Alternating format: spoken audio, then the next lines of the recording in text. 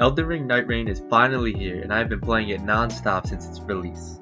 Despite its mixed reviews, I am really enjoying playing with all the different characters and fighting all of these bosses from different Souls games. However, one thing about this game stood out to me from the jump, and that is that this game is really hard. I know that shouldn't be a surprise as it's a FromSoft game, but especially with the co-op feature, I thought this game was going to be a little bit easier than it actually is. But because I love the pain, I figured that I should try and beat all of the Nightlord bosses solo and see how hard the expeditions are for myself. Without further ado, let's run it and try and take on the first Nightlord, Gladius, the big bad wolf. At the start of almost every run, they drop you next to a camp, and I always kill all of the enemies there and run to the closest site of grace to level up, because at level 1 you basically have no health. Immediately after, I run to the great church nearby and head straight to the boss. You really don't have a lot of time during the day, so I try to kill as many bosses as possible. And the bosses here are pretty easy, and even at level 2 he's weak and goes down with ease because I can just stun lock him. After killing him, I was just shy of leveling up, so I ran next door real quick, killed another enemy, and then I was able to level up. One thing that I try to do on day 1 is hit as many churches as possible, because every time you hit a church, it gives you an extra flask. So I mark it on my map, and on the way I saw this fort, which usually has another easy boss inside, so I decided to take him out.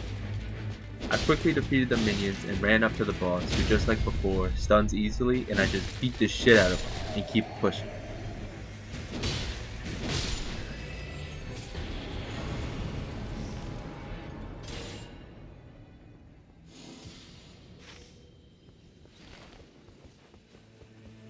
Before leaving, I found a stone sword key, which is going to be useful later, but for now we head to the nearby ruins to get some more runes.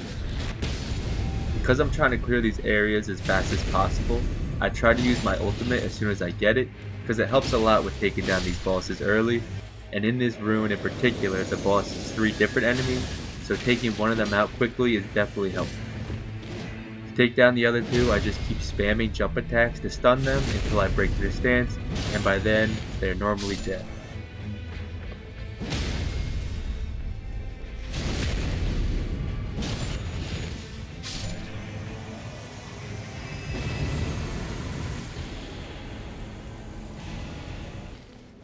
Now I make it to the church and increase my flask and hit another ruins that is right next door, which had the same boss as last time, so I do the same thing and take them out.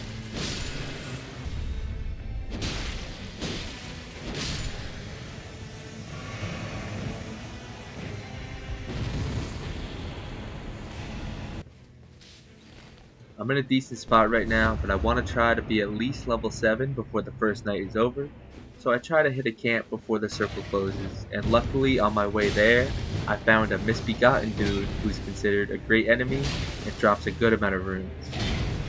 This is perfect to end my day 1, it will most likely give me the runes I need to level up, so I pull up on him and start giving him the business. Some of the great enemies are dogs and I don't even attempt them, but he's fairly weak, so I got pretty lucky there.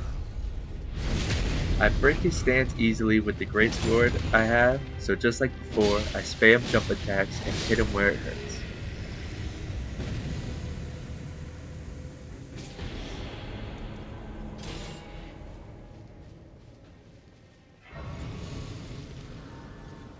After killing him, I get a pretty good greatsword that I use for the rest of the run, and that's basically it for day 1 when we fight the first night boss, and it's the demi-human couple.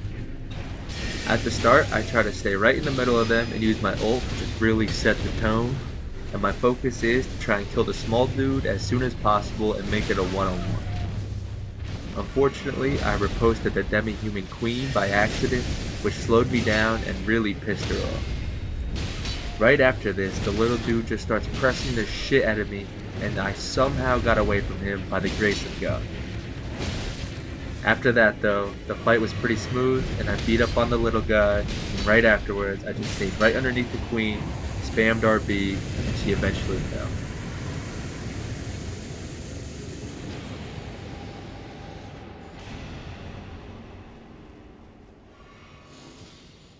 Now for day 2, I spot another church that I want to hit, so I take the Spectral Hawk and head over there to get another flask. Right next door there's a ruin, so I head in there and see that the boss is the watchdogs, and I immediately get the fuck out of there, and instead head to the camp that's nearby. The boss here is 3 golden knights who aren't that difficult to take out, and after popping my ult, one goes down quickly, and the other 2 go down with a couple of jumping attacks, and after this, I'm now level 9.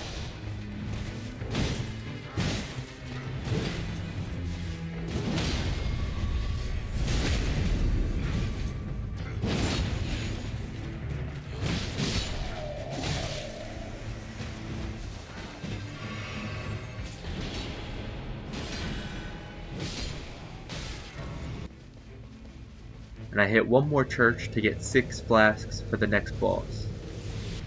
In the middle of the lake is a Magmor, and it's on sight with him whenever I see him. This man gave me straight work in Elden Ring, and I have generational beef with Grub. Unfortunately for him, I know his moveset way too well nowadays for him to do anything. The greatsword I have was fucking him up, and I probably got like 3 staggers in this fight, even though he kept running away. I'm not gonna lie, he did sneak me a couple of times, but after that it was barbecue chicken, and I was just giving him headshot after headshot until eventually I took Boyo down.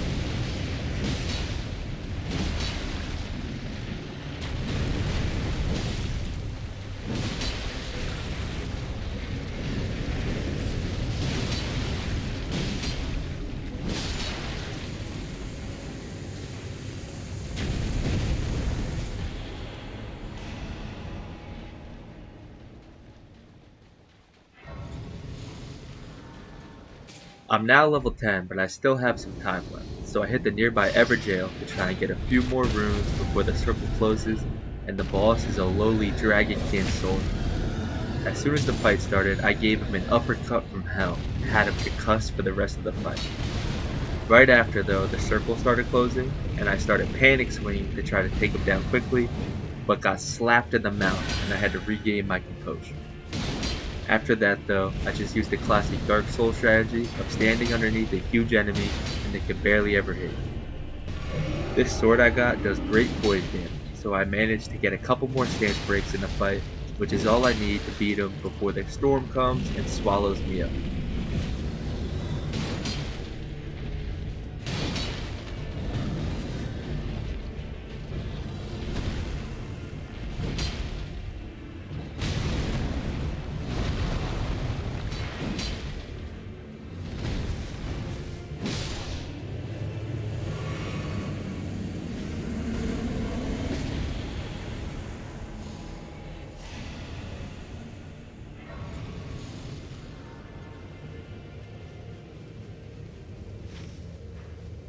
Night 2 boss time, and it's our good old friend Morgoth, but this time he has a couple of new moves added to his bag. Same as Night 1, we start off popping ult right away, and that staggers him, and we get a riposte, and that takes a good chunk of his health off right away. One of his new moves is the crazy red slash that forms around you, and has like a 2-second delay before you need to dodge. This took me a little while to get used to, but I was also just selling like crazy. I was taking stupid hits because I was doing a good amount of damage to him, so I would get greedy and just keep swinging and I would end up getting hit. Anyway though, another of his new moves is when he throws his swords at you. This time, instead of just throwing them twice, he throws them like 7 times at you. Besides those 2 new moves, it's basically the same fight as in Elden Ring, and I use the same strategy of waiting for him to use one of his big moves, like a slam or a grab, and try and punish afterwards. I didn't even have to use my ult again before he died, and this fight wasn't all that bad.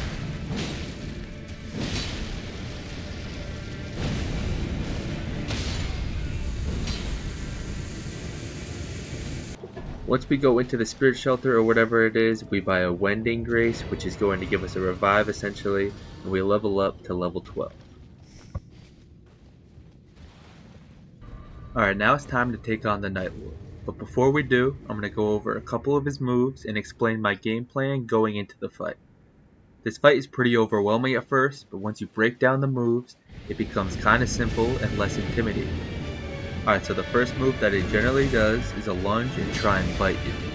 There's a couple of variations, and all you really gotta do is dodge forward when their mouth opens. This will let you get to the side or behind them, and you can get one swing off. Another move is his grab attack, where each mouth lights up, then he tries to grab you. Right after the third mouth lights up, you need to dodge, and again, you can swing once after this move. Now for the sword swings, once he starts to back up a little, you know he's about to do this move, and he's going to swing the sword around twice, and if you keep your distance, he will normally follow up with a lunging attack. When he switches to the 3 individual wolves, I believe that the best bet is to just run away and wait for them to merge again. For solo, there's no real way for you to do any damage and not get hit during this time, so just run and dodge until they go back together. Towards the second half of the fight, he breaks out a couple of new moves. One is the flaming sword move, and if you stay close to him and roll into him, as soon as he goes to swing up, you can avoid him. Alright. So that's the basics for his moves, and there are a couple of variations that follow the similar patterns that we just talked about. So, knowing this, my strategy is to stay close to him, dodge each of his moves, and attack once afterwards. I'm going to repeat that over and over, use my ult as soon as I get it, and run when he separates. Alright, so with all that in mind, let's get it.